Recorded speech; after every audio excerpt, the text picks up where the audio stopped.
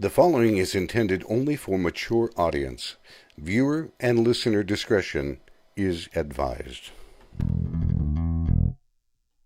Hey folks, P. Basardo here, and you're listening to the Smoke Free Radio Network.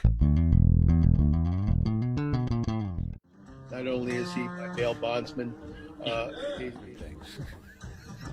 Everybody say hello to Mr. The actual only third way in our country right now. I'm going to try to actually talk a little bit and maybe not get some videos. And, you know, like the ones a lot of the ones that really... Fighting, I mean, in their mind, they're revolutionary, force, right? And, I mean, obviously to get rid of Stan. It's crazy to me, and I feel like Big Tobacco's sitting there laughing. They're like, this is... Right? I don't claim to know a lot of stuff when it comes to advocacy. I don't really... They're calling this an epidemic. We're in the middle of the third wave. Yeah, such as VSFA, such as Big Ramsey. Oh, wow. It's like that. With any issue, right? Everybody has their preconceived bias, and anything you throw at them might move them a little bit, but they're going to be anchored. Good evening, everybody. Welcome back to another edition of Vaping in the Mic. Late in the evening this evening, because the person that we're going to be connecting with this evening is on the other side of the planet. And thankfully, because of all this wonderful magic called the internet, we're able to connect with this gentleman. And we're going to be talking tonight about the things that are happening in Australia. And you're going to hear things, I believe, you're going to hear things that you're going to say, damn, that sounds an awful lot like what's happening here around home. But this evening, ladies and gentlemen, we're going to put him here just real quick. Please welcome Paul Blamire. Paul, how are you doing this evening? I'm doing really, really well, Mike. How are you? I'm doing good, man. It's just one of those kinds of things, just duking it out as we go along.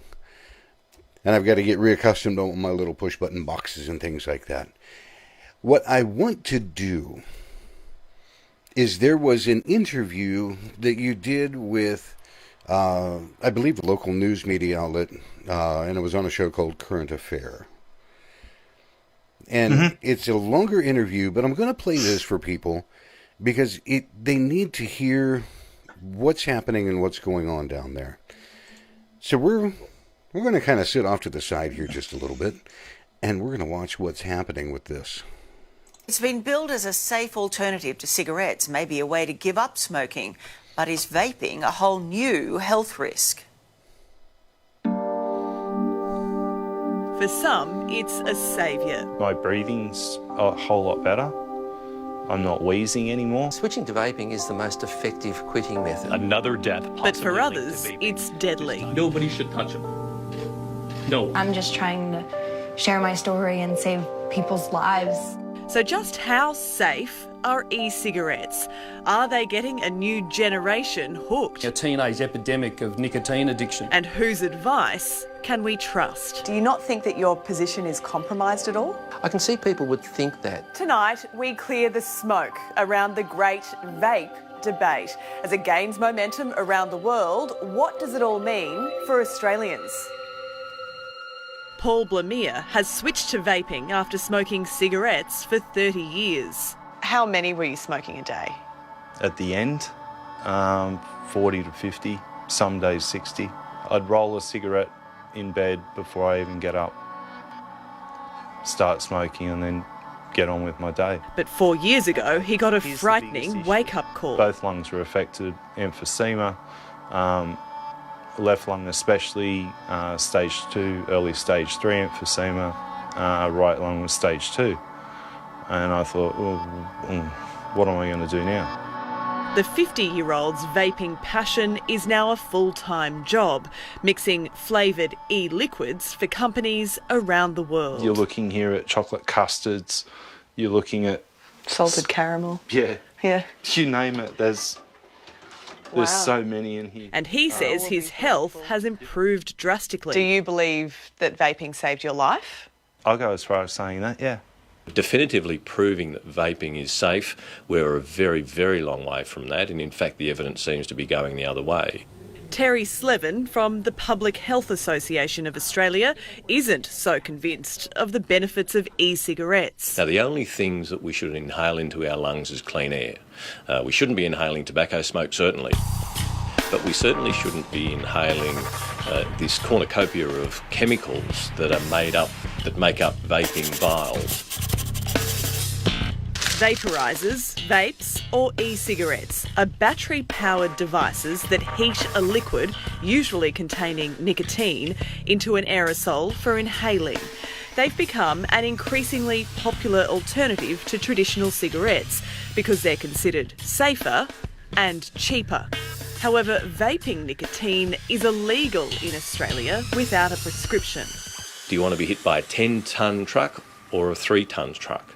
Let's not assume that these things are safe until we're sure, until it's proven. The vape space is booming, estimated to be worth $16 billion globally in 2018. And even big tobacco is cashing in. Over the past decade, Philip Morris International has spent close to $9 billion developing smoke-free products.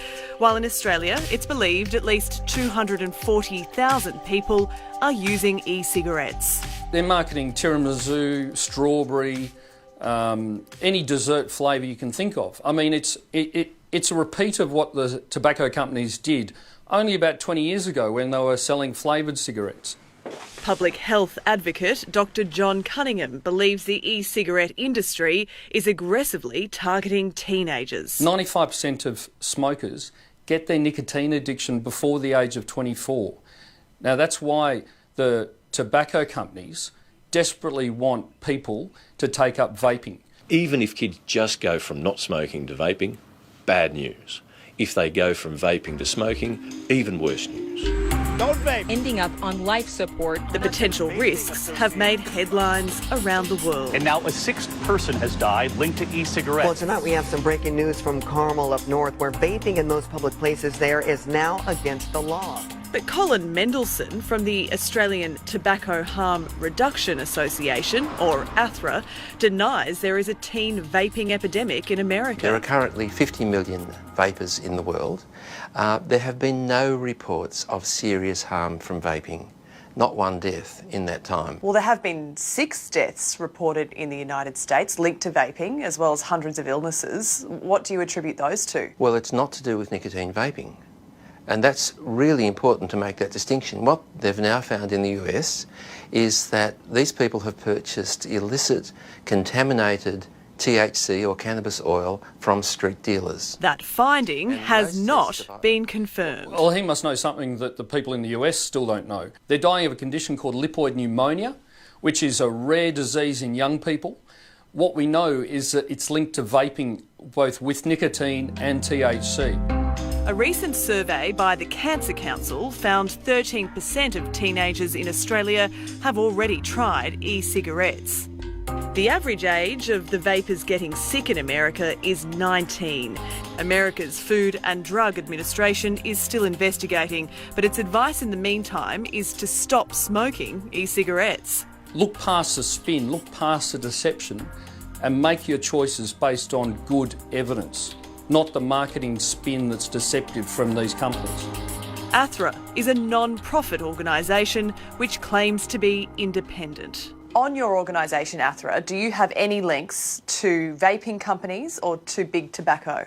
None whatsoever. Well, in 2018, actually, you took $17,500 from vaping companies. That represented 89% of your funding that year. Would you call that a link? That was linked, but the fact is that to set up a charity is very expensive. We spent about $60,000. We felt it was worth taking that risk to be able to set up a charity to advocate for smokers, to help save lives. And yes, people will make that connection. But by having received almost 90% of your seed funding from vaping companies, do you not think that your position is compromised at all? I can see people would think that, but on the other hand, we had the choice of doing that or not setting up a charity at all. It's incredibly easy for underage children to access vaping products. They're stocked in convenience stores like this one around the country. Well, that was easy. For $70, we got a vaporizer and flavoured e-liquid. This is Rainbow Lollipop. And if you want nicotine to go with that, all you have to do is go online. We bought these nicotine cartridges online for $20. They were shipped from the US within a week, but that could be about to change. A lot of people think vaping is wonderful, it's great. It's really not wonderful.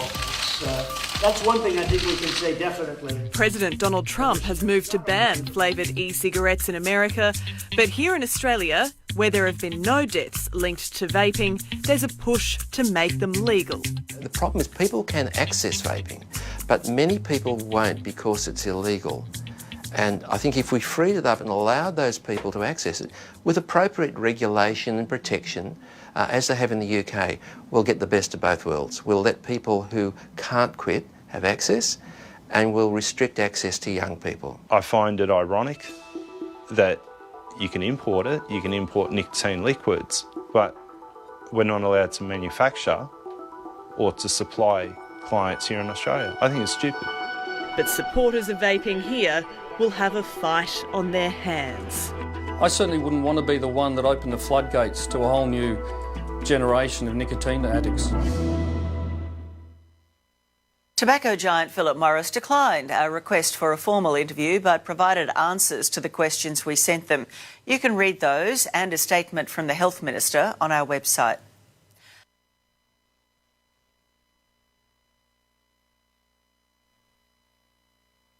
Oh my God. Ooh, close. It is like the only thing that I can say to some of that. Like, what the hell's going on? And has it been like this? How bad is it down there in Australia or over there? On a daily basis, it's actually getting worse because, pardon me, the information that's coming from the United States is actually hindering what we've been trying to do in the background. You've got two news agencies, one being Fox, and by the way, our media here is actually controlled 70% by the Murdoch group. Oh, man. So, yeah. So it's already one-sided before we even get there. And then you roll Bloomberg into that on top of it, and we're butting our heads against a brick wall. Some of the things that they said tried to hit, I don't know if they tried to go for a balanced piece of educational documentary or what. But well, in your estimation, because you live there, because it is in your country, how many points of bullshit would you say were in what we just watched? 85%. Does that count? Yeah, that counts like a whole lot. Now, you can't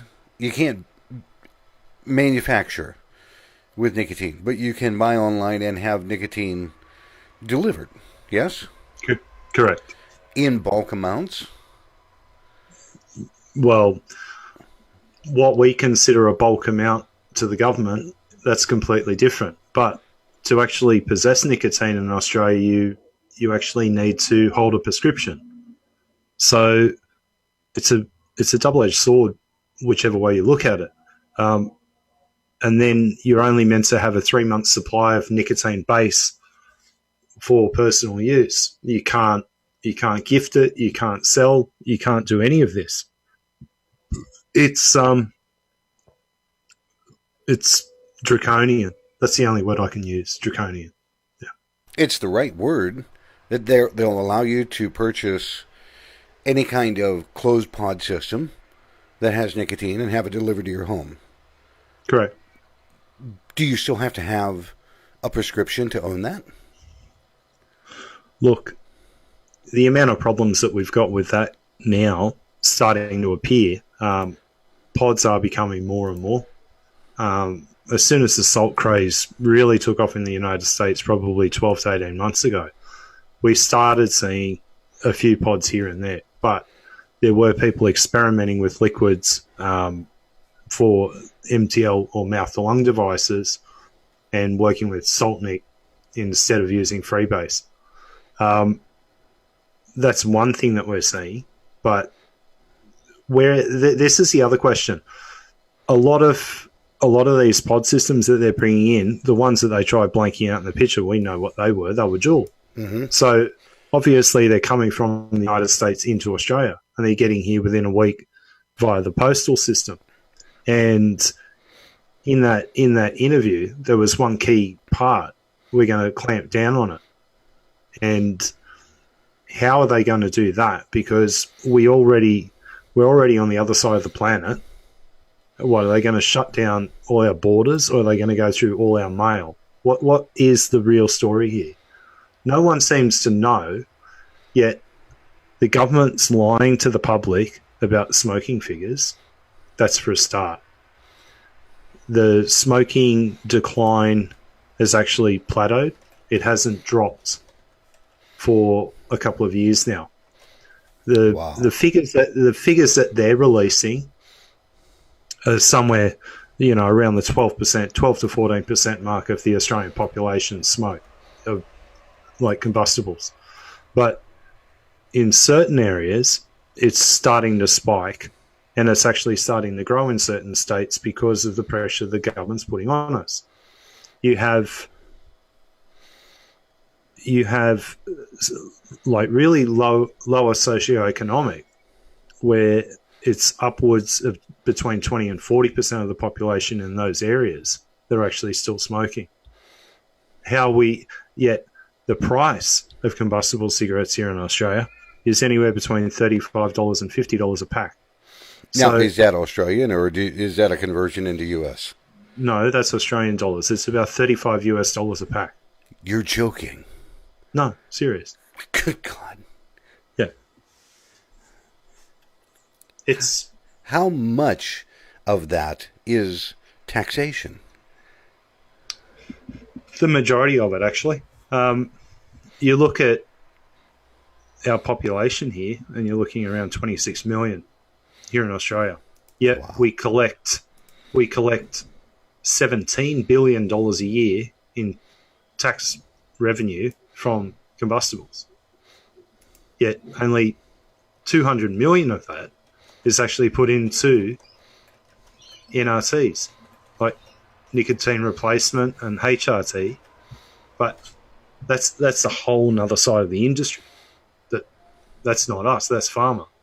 And they've got their heels in here in Australia and within the government so deep it's not funny. The corruption is rife in this country, but no one's willing to speak out about it. All right, I'm going to ask you an odd kind of question, because it sounds like your government there and our government here are cousins of sorts. Yep. Because corruption is like horrible, absolutely horrible. And nobody's speaking out about the vaping problem, because if I'm looking at this correctly, in much the same way that it is here in the United States, the vast majority of people either don't vape or don't smoke, so they just don't care. Correct. So there's this huge group that is so apathetic to what's going on, and they're the voting bloc, and the only thing that they hear is what they hear or see on the news, the little sound bites that says, oh, little Sally got sick from vaping, and it's not true. And the one doctor in that interview turned around and said, look, it's not from nicotine vaping product. Correct.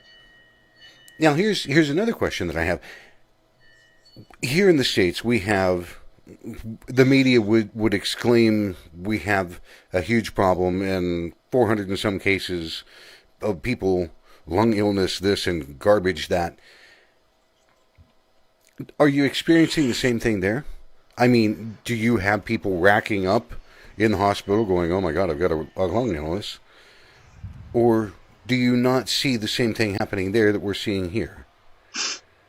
No, we're not seeing the same thing here as such. Here in Western Sydney, where I live, those carts are actually appearing. But so far, there haven't been issues with them. If we were to have a death from the same type situation as what's going on in the United States right now, the government here would just pretty much shut our borders, and anything that we had, that's what we'd be sitting on. They would screw us over, no end. But we don't see the same issues. Yet that piece that was just shown is that they're trying to say that, and even one of the doctors, and by the way, one of the doctors in that interview was originally from the Cancer Council Australia, and we know who they're funded by. That's all pharma. That's all pharma money, right? Pharma and big tobacco. And then the other doctor that was in that interview, he's actually an orthopedic surgeon. What the fuck have you got an orthopedic surgeon speaking on like lung illnesses and issues? How does this even work? He works with bones, not lungs. Yeah. Wrong department. Yeah. He works on joints. Yeah. Correct. No pun intended. He probably smokes a few in his off hours anyway. Wouldn't surprise me. So you have the ability, and in those drawers behind you. Now, folks, the last time that Paul was on the show, if you go back and look at any of the video feed that we had at that point in time, Paul had a desk, and there it was littered nicely and arranged nicely, but it had vaping equipment all over the place. Bottles of juice, mods. I mean, after the show, he turned around and he's going, yeah, I've got this mod. And in the same chair, swiveled around, grabbed like 18 different things. This time, take a look behind him, and you don't see any of that. And I'm like, so I asked him, and I'll ask you again, what the hell happened to all your equipment? Oh, it's actually out of mind, out of sight. But here in Australia, for argument's sake, I'm a liquid developer. I actually do work for an international flavour company as well, on top of it. And here in Australia, in New South Wales and in Victoria, you're not meant to have things on show. And because I work in the industry, it's, out of mind, out of sight. So I took it upon myself, after speaking to the health department here, to actually hide everything, because I do live shows and things like that. So I don't want to get into trouble by the government, even though I'm going to throw them under the bus today. And that's what I'm here for. I'm sick and tired of how the narrative is going here. We can't do anything. No, it sounds very much like we're in the same boat, different sides, and somebody's cracking the whip and say row the oars. But it's the same effect that to not be able to even mix your own liquid without a damn prescription blows my mind. What the hell is with that? Well, it goes back to, who's making the money out of this? That's how I see it. They want us to go and see a doctor to get a prescription for nicotine that we have to either import or we buy through a compounding pharmacy here in Australia at some hideous amount of money, and it's nicotine that's already flavoured with some horseshit ingredient that we don't even know what the fuck it is, right? And I'm sorry, I don't agree with that. So they're selling you nicotine that you don't even know what's in the nicotine anymore. Well, I'd like to see the MSCS sheet on it, please. I'd like to see the breakdown of what they're selling. But they can't provide that for you as such. They just say it's safe for you. Yeah. Yeah, bullshit. Now, I had read some news articles and things like that. Are they trying to create the same bullshit flavor ban material there that they're doing here?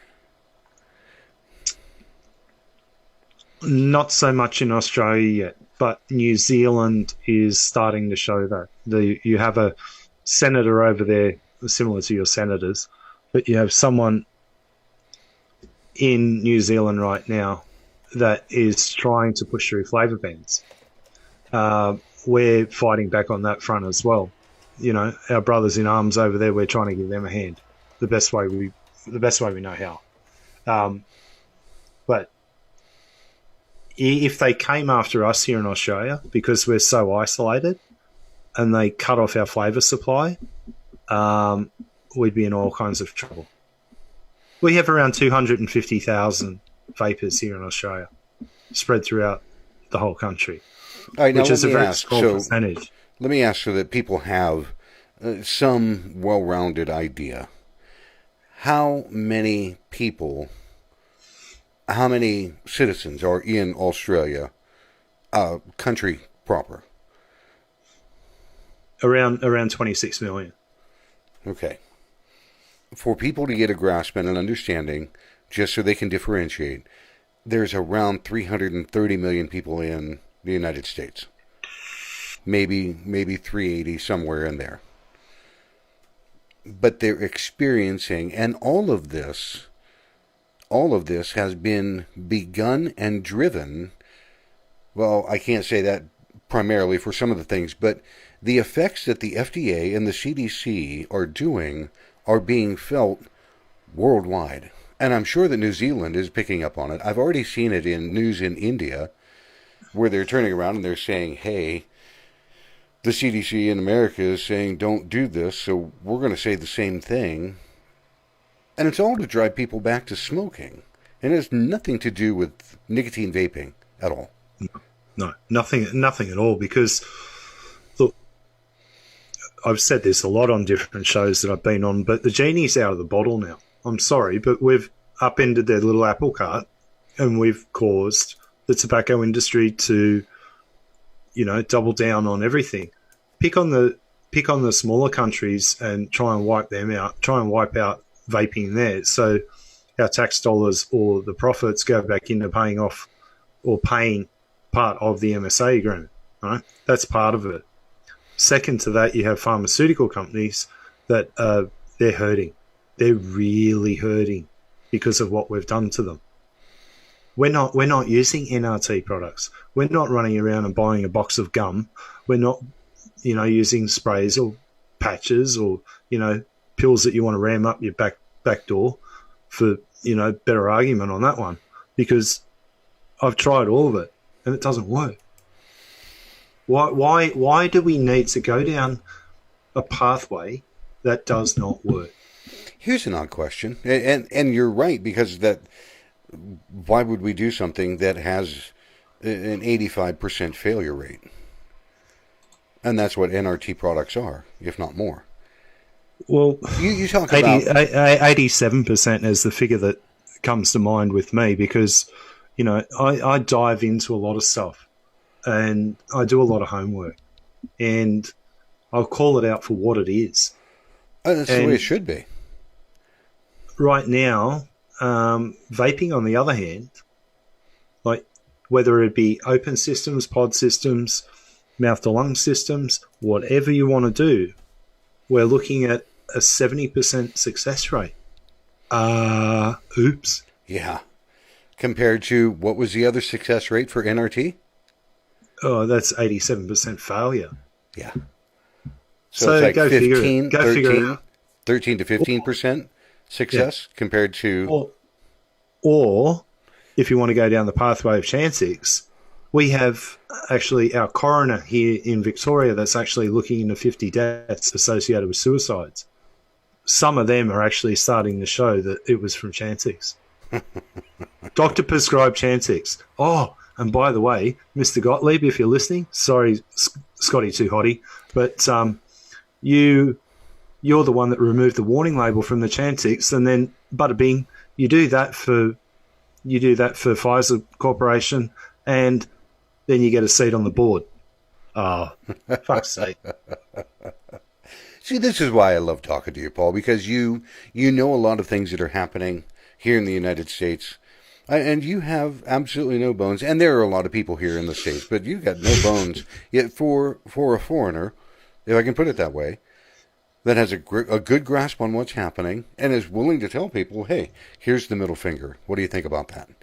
You know? Look, I'm not, as I said, and you know me, well enough, Mike, and a lot of the listeners know me, right? A lot of the listeners know me, and they'll tell you, I'm not afraid of anyone. I'm really not. There's a person here in the... I don't know if you've got YouTube running or not. Yeah. There's a question from Scott and Beck Hooten. What are your thoughts on salts? Well, salts do have a place in the industry. There's no two ways. But punching out, 50 meg or 50 milligram, that's one thing. But there is no titration program put into play by these pod manufacturers. If there was a step down or a transition period from 50, to 40, 30, 20, down to like open system, I think we wouldn't be seeing the problems that we've got right now. As for high-level nicotine addiction, the chemistry behind benzoic acid and benzoic salts, yes, it will cause addiction a lot quicker because of the uptake into the body and how it works on the brain. Right. But it's a comparison that, you really do need titration. You got to come down and come into whether it be an MTL system with, higher level, like 18 milligram for argument's sake, freebase nicotine, good quality freebase nicotine, in comparison to into salts. But no one's willing to talk that pathway either. Here's another odd question. And we'll use Juul because it's something everybody is aware of, everybody knows. Yeah. Do you know if people are ordering pods in the 50, the 30, or the 15 milligram? Is there one that is the most dominant? I mean, did they just go straight for 50? Yeah, straight for 50. Jesus. No. And that's the other thing, the education here. 7 out of 10 smokers, when they were surveyed, would switch to vaping if they knew more about it. Yet, we're not allowed to talk about it. So, how are we meant to get the word out there? We have a system here in Australia that we're not allowed to promote our products as such. We're not allowed to advertise in open media. Everything has to be over 18. We're not opposed to any of this. What we're opposed to is we want nicotine. We'd love to sit down with the government. And Greg Hunt, I'm going to call you out again, right? You do not listen. You don't turn up for interviews. You've got to be held accountable for this. You've got blood on your hands. You've undertaken a study that's not going to be finished, and it's a peer study that he's put together with his little friends at the ANU, Australian National University, but it's not going to be finished until December 2020. And in that period of time, 18,800 are going to die here in Australia per year of smoking-related illness because he can't get off his ass and actually talk to us and talk to the stakeholders within the industry and see what we want. We'll come to an agreement with him. We're not asking for the world. We just want a level playing field. But no. Here again, it is a somewhat mirror image of what we're experiencing here. And now we have 2 states that have introduced absolute flavor bans, Michigan and New York, and there are others that are looking to do the same thing. Shops are closing. I mean, it's this, and I have spoken to a few different people. This seems, and I'll phrase it that way because it's conjecture, but it seems like this is a seriously coordinated attack by Big Tobacco and Big Pharma in order to shut vaping down. Because people are saying, well, it's only a 90-day ban. Yeah. Okay, I want you to run your person shoe shop, and we're going to ban that for 90 days. And tell me, soccer mom, can you stay in business after 90 days and not be able to sell what you carry? Did you really have to go there with soccer mum? Because I love kicking them around. I'll tell you what. I use it and I say that and maybe I shouldn't, but this is the predominant. When we look at groups that are built to be, save the kids and tobacco-free kids and crap, that there are always these parents, and I'm worried for my children, and they hear the news snippets, and they go running into the streets, and their hair's on fire, but they never, ever dig deeper to find out what the actual issue is. They're steered by the media. All the bullshit coming out of New York, right? I'm now watching business owners shut up shop and liquid manufacturers shut up shop and move state. And that's going to bring me into the next part that we need to cover. The 1st of October here in Australia, South Australia, which still is the home of some of the bigger manufacturers here in Australia and distributors. Mm-hmm. As the 1st of October rolls around, all online sales in and out of the state come into effect. So they've taken that from our playbook, and I'm sorry, United States, for your idiot politicians listening to ours and taking on bans and internet bans for that matter.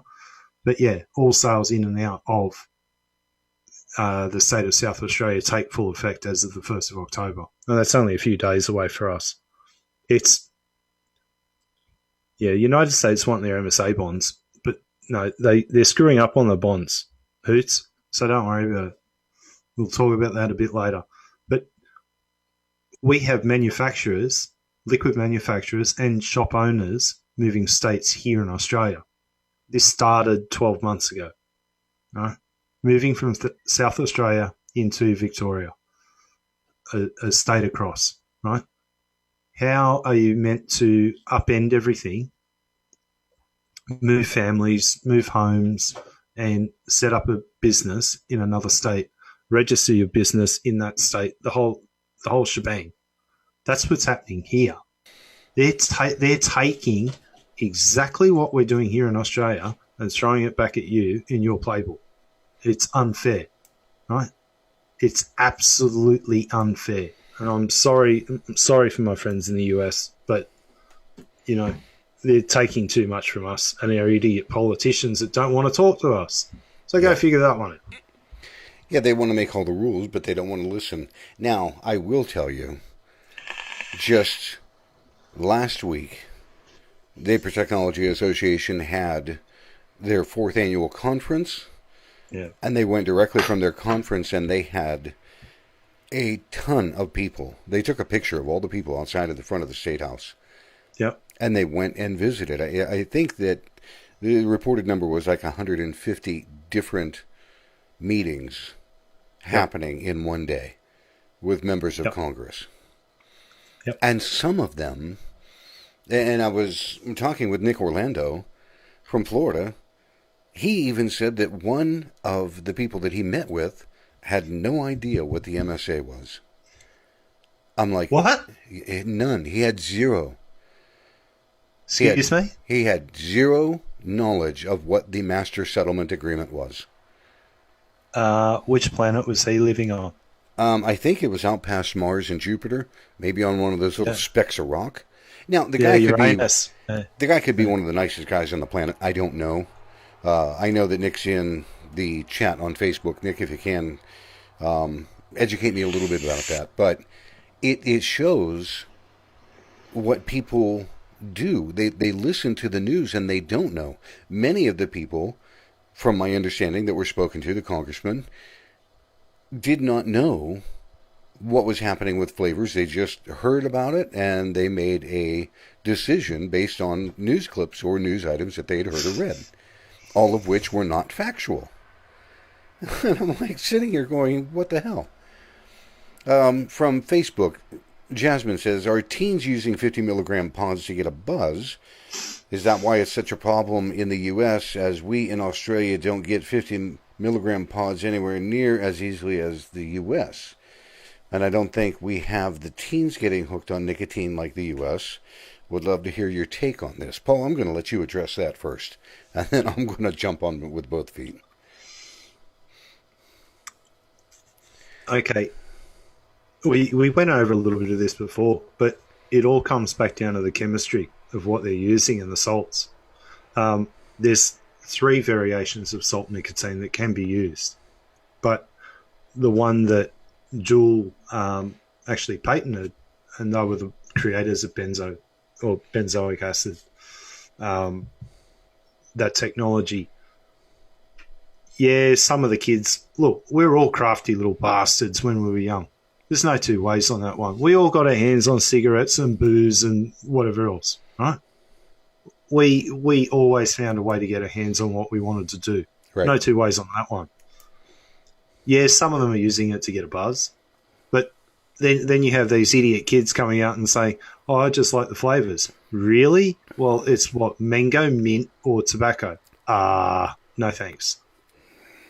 The thing is that they do have a place.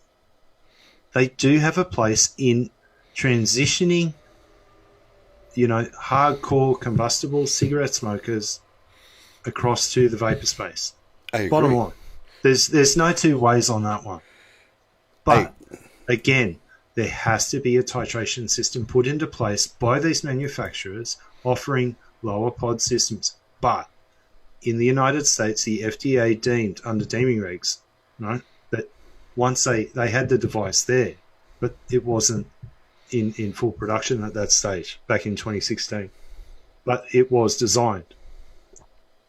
So they registered X amount of flavors, and there was a whole lot more from memory. I think there was like 20 or 30 flavors that Juul had originally, and they were all registered. Someone verify that. Verify that for me. But I know that they had a lot of flavors, but they only went to market with a handful, with 5, I think. And they're the ones that are going all over the place. Yeah, Other companies. Juul had chocolate flavor. Yeah, Juul had like 30 different flavors, and I believe that they registered them all. Yeah, that's right. So what's going to happen here? So as soon as all of us guys get knocked out of the ball game, they're just going to wheel out 30 flavors? What is this, the fucking ice cream shop? Yeah. We're going to knock over the newsstand and then take over the news world. Here and this is my take on that particular question, they're called straw purchase, to where somebody of age runs in, grabs however many Juul products or pod systems or whatever that they can, and then they turn around and resell them to minors. Against the law, 100%. Where's the enforcement? They want to do these outright bans, but where's the enforcement? I'm like, really? That's a whole nother topic of everything. It's just, yes, there is a teen issue. It is nowhere near what the FDA or the CDC are claiming it to be. The CDC numbers even show at times that teen vaping and smoking is in a decline.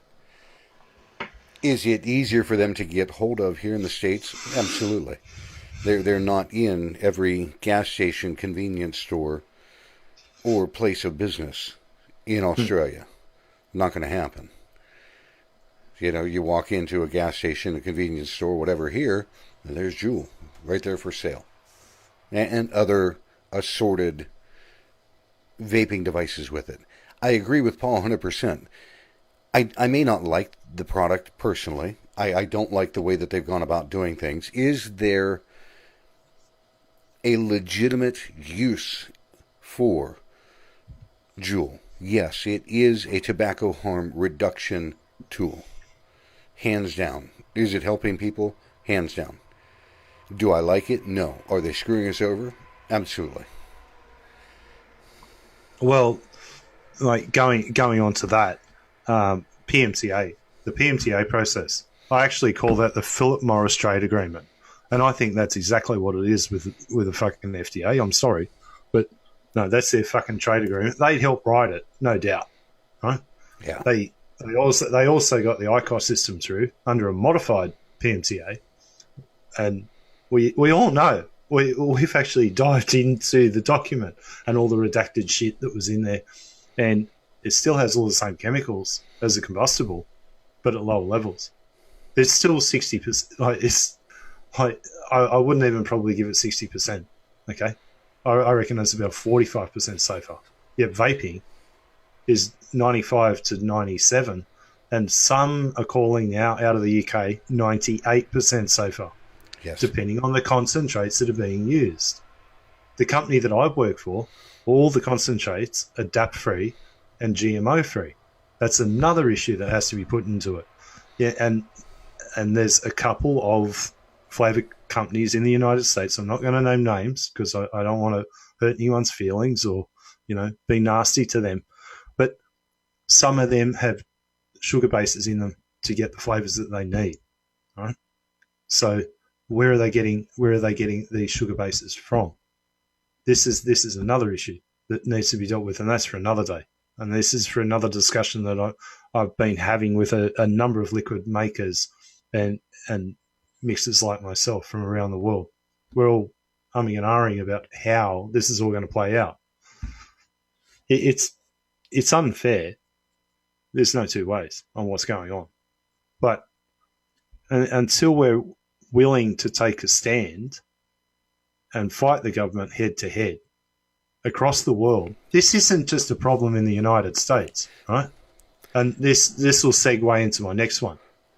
Whoever the fuck made the decision to wipe India out overnight needs to be put between two horses and just torn apart.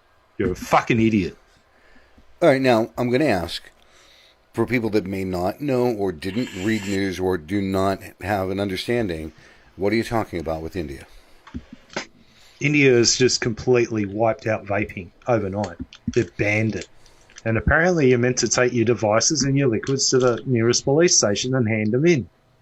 Really? I don't think so. Mm-hmm. You've just wiped out an industry over there. 42 million vapors. Put that into figures, people. Figures, people. Out of that, you're looking at X amount of jobs that are now going to be lost in China through manufacturing. And India was China's biggest market for hardware for a long time. We've got liquid makers that I know of that have shut their doors. They had distros in India, gone overnight, absolutely gone. And did they migrate somewhere, or did they just go, shit, we're out of business? No, they've shut their websites down overnight. Wow. Gone. Lights are out. See, there's a lot of that. And I read the news, and I get a lot of news that is sent to me. And it's just, it is unreal how this is happening across a very broad stroke of the entire world at the same time. Yeah, but we've also now, we've very much got to start naming the names. We've got to name where the funding is coming from to destroy the industry. That's for a start. Okay? We've got to name the names. Enough is enough now. Right? Pharma has to be held responsible, and I'll call them out. Johnson & Johnson, GSK, GlaxoSmithKline, Pfizer Corporation, and then the other subsidiaries. You have Bayer, you have Dow, you have Monsanto on the other side, which Monsanto is now, that's all Bayer. Yep. These are all manufacturers of the chemicals that go into the combustible industry in some way, shape, or form. If you're going to tell me that the whole tobacco industry manufactures all their own chemicals, bullshit. You're looking up the wrong pathway. 100%. Sorry. Game over. And then we get to Australia, right? Again. A lot of people won't know this. There's a company here in Australia called Tasmanian Alkaloids. And what do they grow? They grow poppies. And who do they grow them for? They grow them for Johnson & Johnson. And Johnson & Johnson are in a long-term relationship. Johnson & Johnson actually sell the opium to Purdue to create all the Oxy products. Right? So, yeah. So 60%, around 60% of the world's opium supply or base product is actually grown here in Australia because it's not allowed to be grown anywhere else. They cut a deal. They cut a deal with Australia that we can grow it here in Tasmania. Yet years ago, go back to 2006, when the Australian government actually bought out all the tobacco growers, and they paid them out a maximum of $150,000 apiece. Some of those tobacco growers then reinvested into poppies. That's how it all plays, right? Follow the money. Follow the money. And we say the same thing anytime that anybody is doing a show or anything. Follow the money. Follow the MSA money. Follow what's going on. You mentioned earlier, before we even started, you mentioned a god-awful amount of money coming in and only a fraction of it being spent on treatments or anything like that. Yeah. And you asked, where's the rest of it going? Yeah. And my answer was, well, sounds like it's going to the general fund. Look, I'll say that some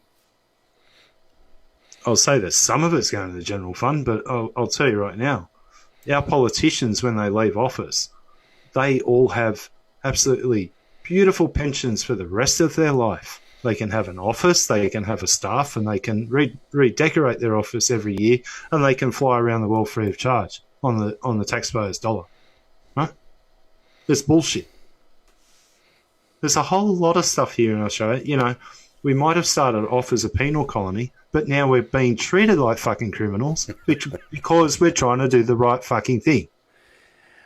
All they want to do, folks, is have a safer alternative to smoking. It's the same thing. Yeah.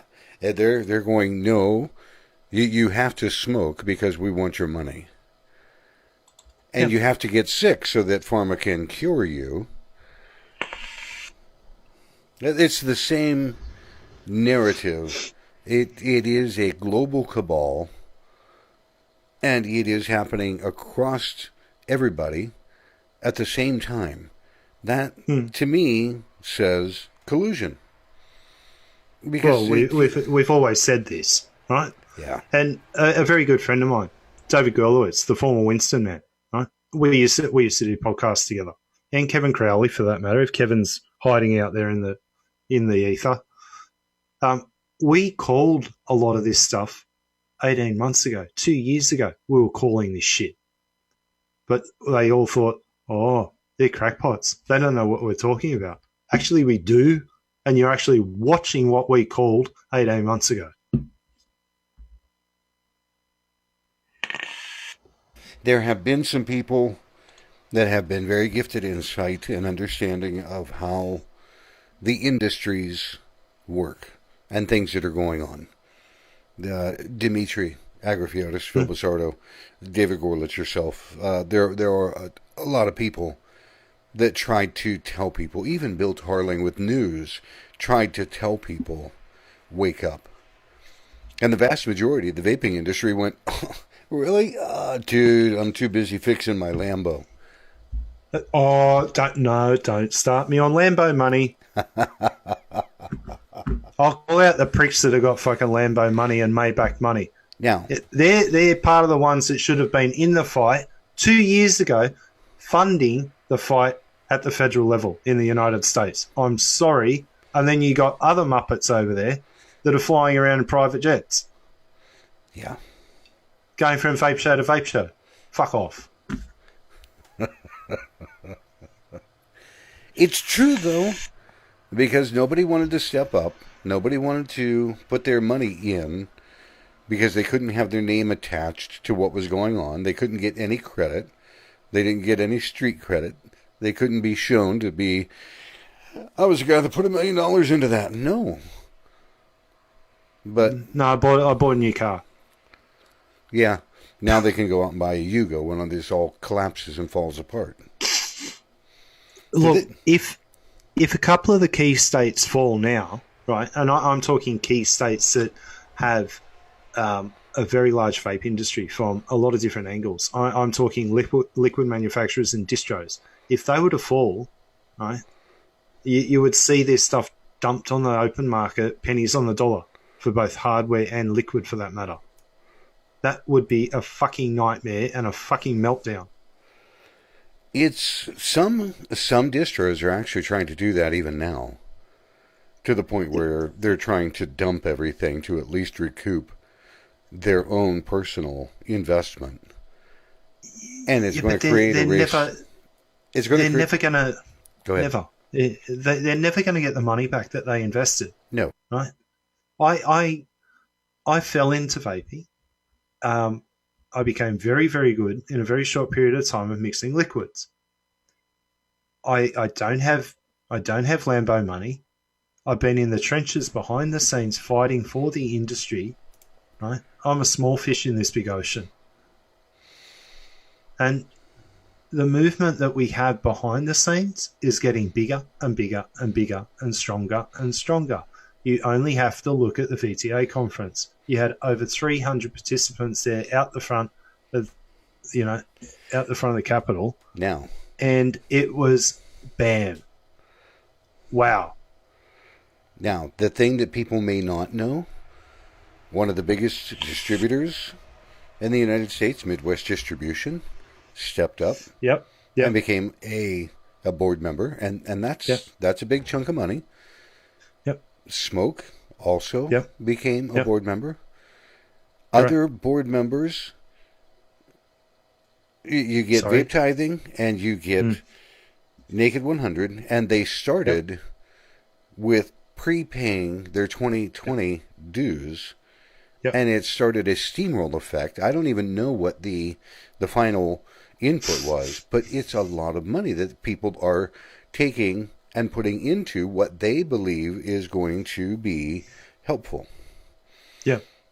Well, Fig Ramsey, you have to put him out in front of this, because Figgy and his crew, they've done amazing things for the industry over there. You can't forget. Well, you've got James Jarvis, you've got Nick Orlando, you've got Tony Aboud, the head of VTA.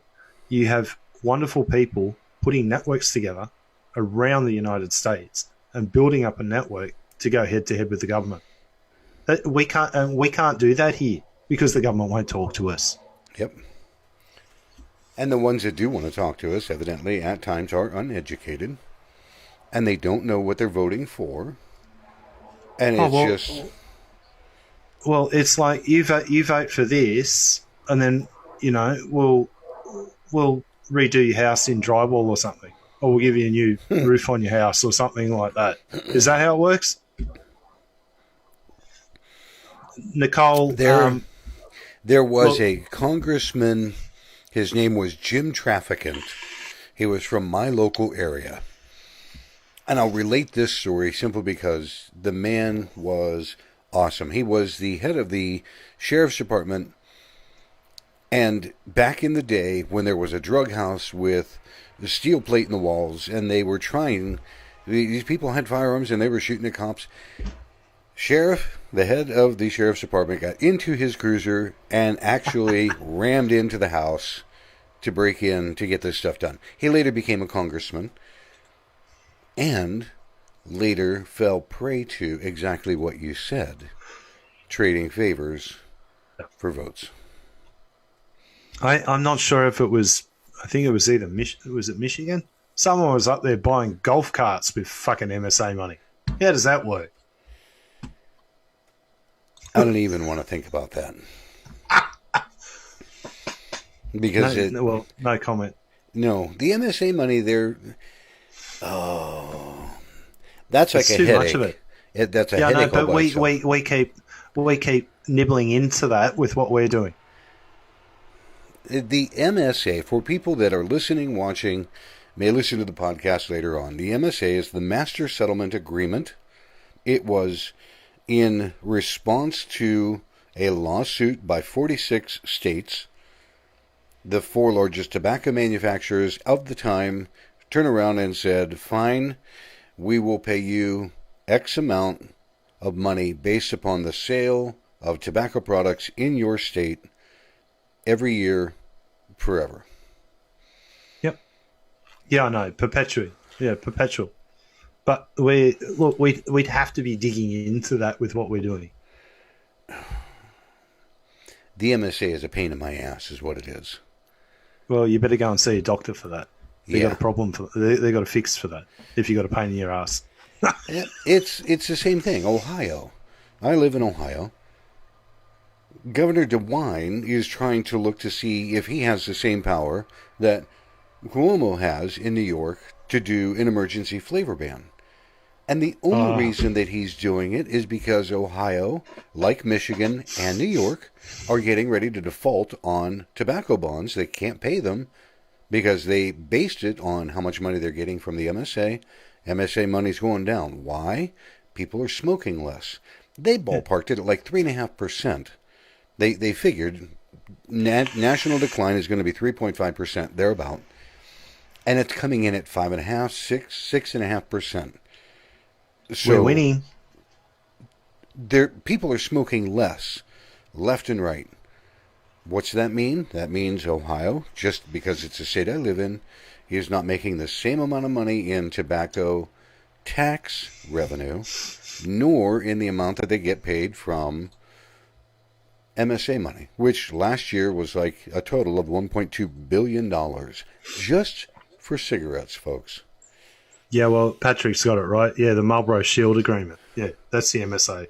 Marlboro Shield Agreement. That's our new word for the week. Kevin Crowley, take that down, please.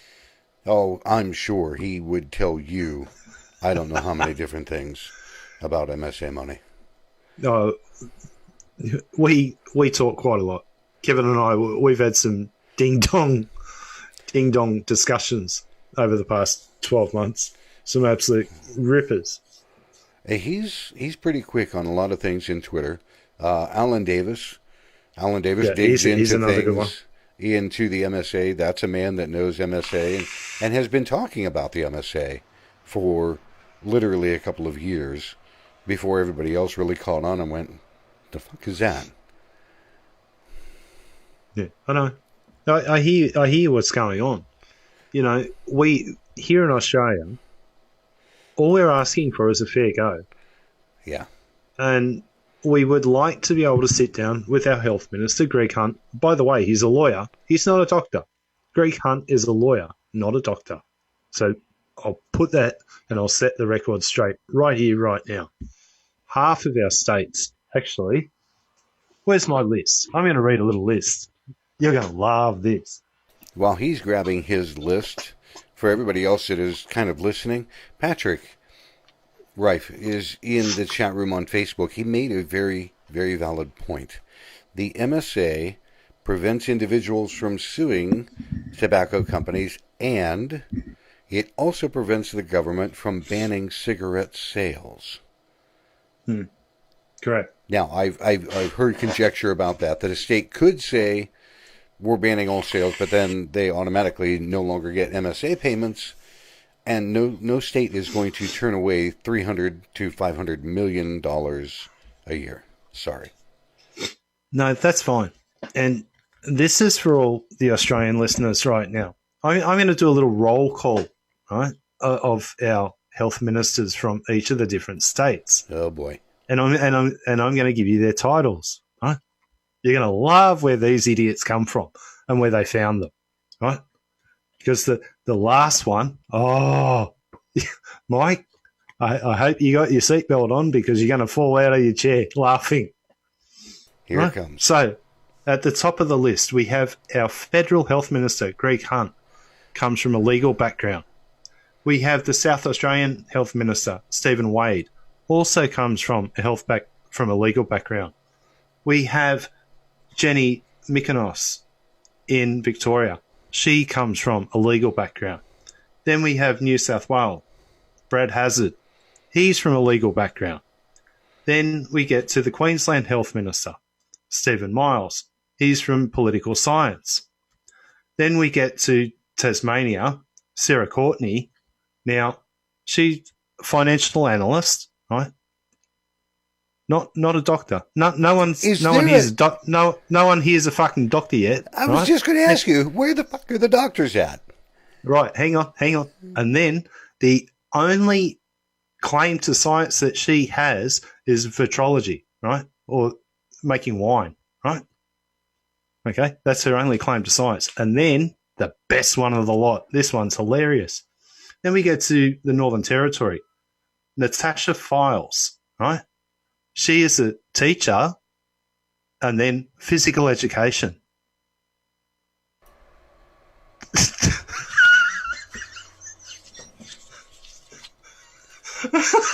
Big WTF.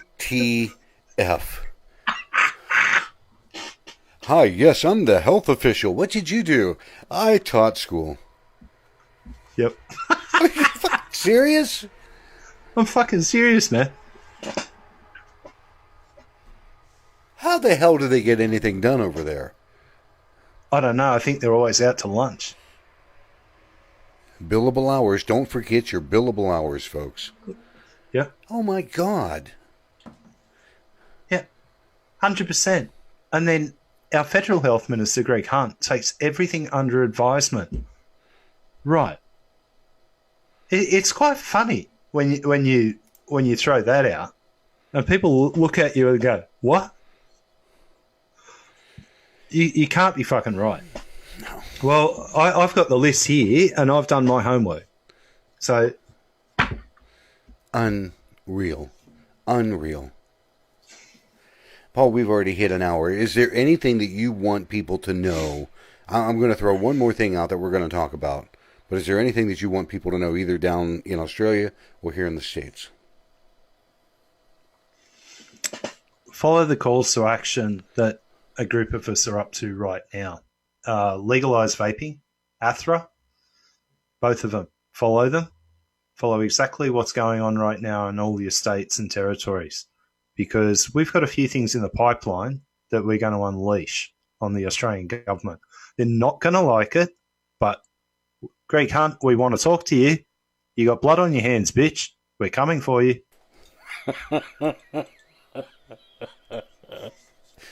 Like I said earlier, you crack me up because you're just right there. Here's what I think. Here's what I'm going to say. In your estimation, and we're going to do a hypothetical. We've got Michigan, flavor ban. We've got New York, flavor ban. We've got all these other little towns and other states in here in the United States that are saying flavor ban, taxation out the ass. And it's all hitting now, right towards the end of September. Yep. Do you find it ironic that the IQOS system is being introduced in early October? 1st of October. Isn't that rather convenient, or am I just like smoking weed that I don't know about? That's only part of it. One of the key points.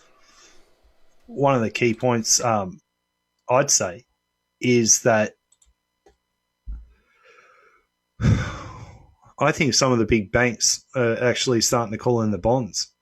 They're starting to call in their credit lines of the states that have been using money, not for the right things. And they're actually going after it in such a way that, there could be a lot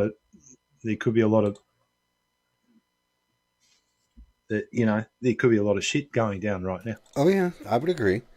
And I've asked, and if somebody later on can comment, I'm really curious, what would happen to a state if they defaulted on their tobacco bonds? Now, I've heard, we don't know, but nobody at that point would lend any money to a state at that point. Correct. Until they get Correct. So that puts their kahunas in this vice, because they still have to borrow money to pay for things before they collect the taxes to pay for the things. So they're, I don't know.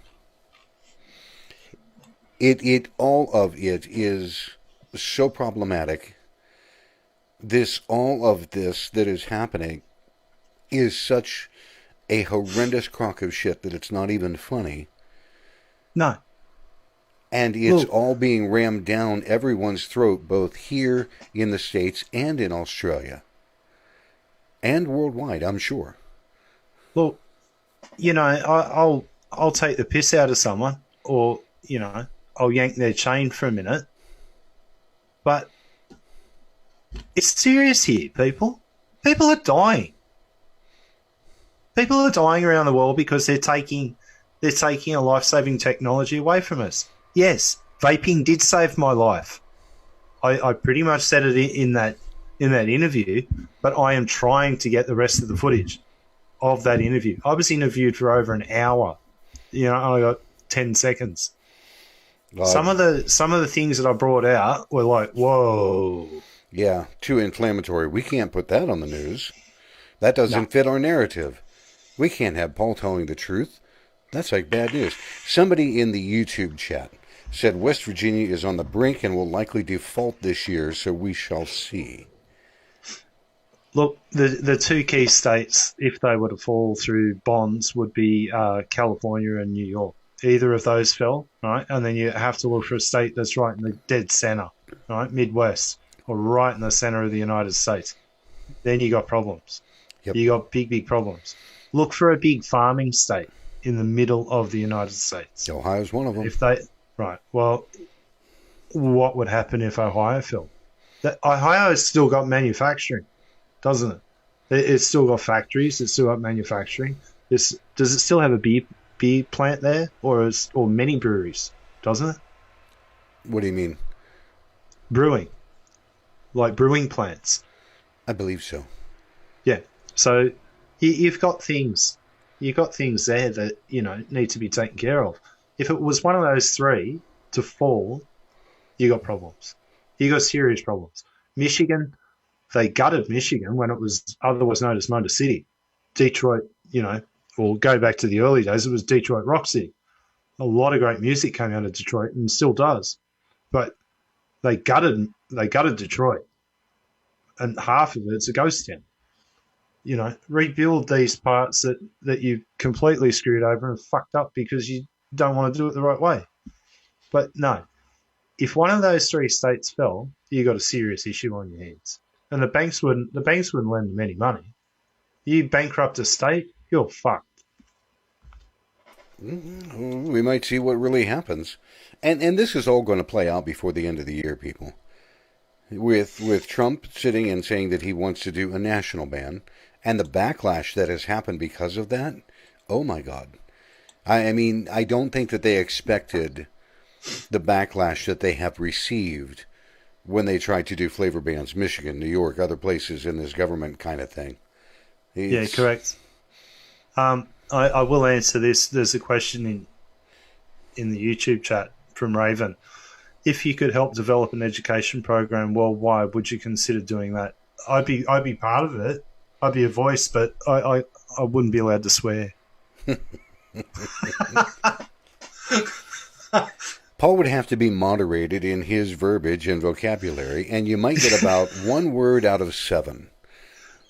No, it's not that bad. No, but I would actually. I consider putting my name to something like that. That'd actually be great to see that, like an international panel of people that are like-minded, that actually know what the fuck's going on.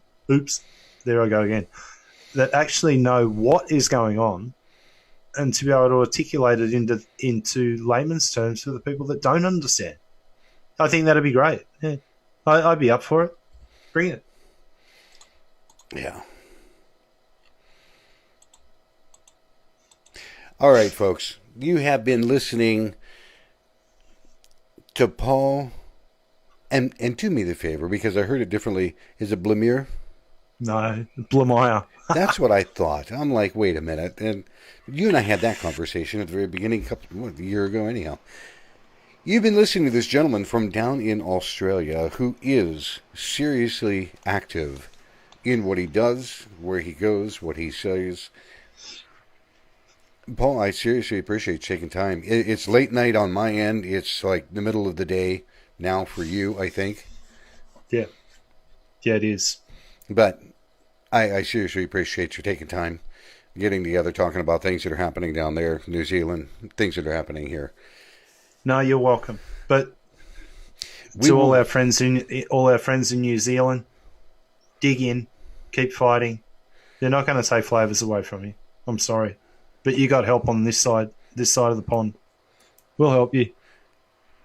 And it's what it's going to take is everybody sticking together and keeping their head above water and saying, hey, we're all in this together, and we'll find a way to make it happen. Folks, until next time, believe it or not, for the next show that I have coming up is going to be on Thursday, this upcoming Thursday, 2 p.m. Eastern. I'm actually going to be talking with Matthew Elliott, and that's going to be a hell of a show. So, everybody, thank you for joining this evening. I'll catch everybody on the next time. Thanks, Paul. You're welcome.